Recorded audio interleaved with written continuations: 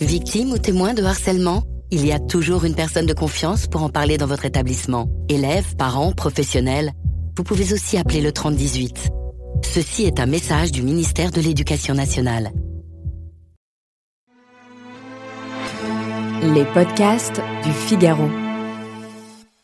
Nous avons tous en mémoire le souvenir d'une douloureuse migraine d'un vendredi matin de fin novembre, vive réminiscence d'un jeudi soir unique en son genre, celui du Beaujolais nouveau. Sans grande surprise, mais sans l'avoir voulu, on se réveille avec l'impression d'avoir avalé un régime de bananes, voire de porter une tenaille en guise de couvre-chef. Et je vais vous expliquer pourquoi.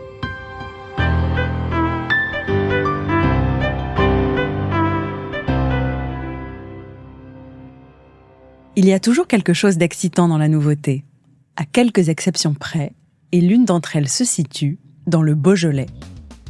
Ce vaste Éden viticole connu pour ses pierres dorées, ses coteaux bucoliques et ses goulayants gamay. Une région à laquelle on doit un véritable coup de génie, celui d'avoir érigé en quasi-fête nationale la sortie tonitruante de ses premiers jeux de l'année en primeur, le 3e jeudi de novembre. Historiquement, on en retrouve la trace dès la fin du XIXe siècle, mais c'est en 1951 que l'on peut fixer sa date de naissance officielle, premier jalon d'une tradition dont la réputation va s'étendre bien au-delà de nos frontières.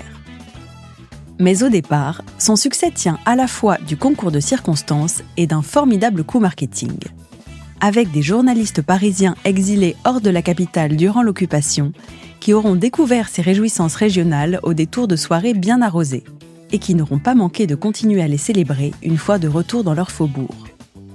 Chaque année, les vignerons ayant flairé le filon enverront des bouteilles aux journalistes afin de faire parler d'eux dans les pages des grands quotidiens, à la télé et sur les ondes. Au fil des ans, le Beaujolais nouveau deviendra un symbole de la convivialité à la française et reste encore aujourd'hui célébré dans près de 150 pays à travers le monde.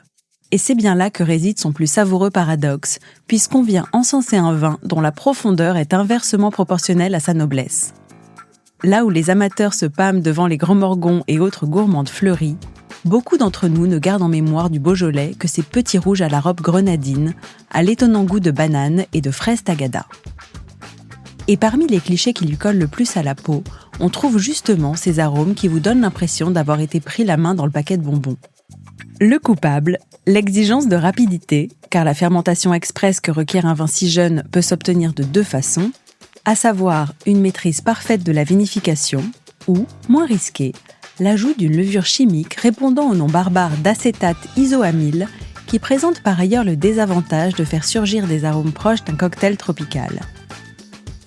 Fort heureusement, la montée en gamme générale que l'on doit à une nouvelle génération de vignerons a laissé éclore des cuvées beaucoup plus présentables, sans doute plus semblables à celles que l'on pouvait trouver avant l'arrivée de la chimie en terre beaujolaise, mais beaucoup moins rustiques.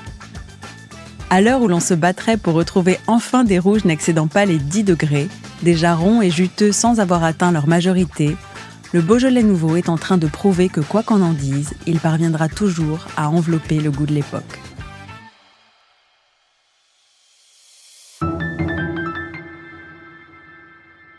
Merci d'avoir écouté ce podcast. Je suis Alicia Doré, journaliste vin. Vous pouvez retrouver Parlons Vin sur Figaro Radio, le site du Figaro et toutes les plateformes d'écoute. Si vous avez aimé cet épisode, n'hésitez pas à vous abonner et à laisser votre avis. À bientôt!